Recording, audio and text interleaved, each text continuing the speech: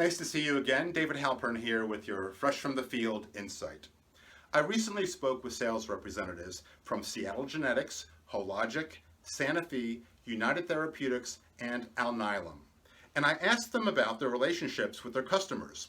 My intention was to use whether or not they were on a first-name basis with the HCP as an objective measure of the relationship. I think you will be as surprised as the sales representatives were when I pointed out to them phrases they didn't even realize they were saying. I'm going to give away the punchline right up front. Sales representatives often conflate politeness with submissiveness. The problem with this is that, as we know, it's very difficult to establish credibility and suggest that we bring information of value when we communicate to the customer that our contribution to the conversation is somehow less significant than theirs. So what are the phrases that salespeople use that do nothing to improve their standing in the relationship? I'll share with you the three that I heard most often. 1. Thank you for taking a minute to talk with me today.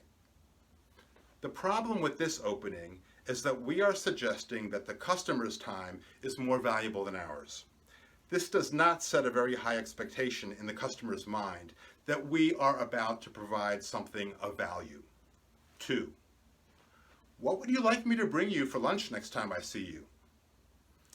This, believe it or not, commonly heard phrase very effectively casts the sales representative as little more than a caterer, certainly not an intellectual peer who is likely to provide significant value. 3. Hi, Dr. Smith. Hi, Steve. The sales representative's use of the HCP's professional title and the HCP's use of the representative's first name quickly establishes a power imbalance.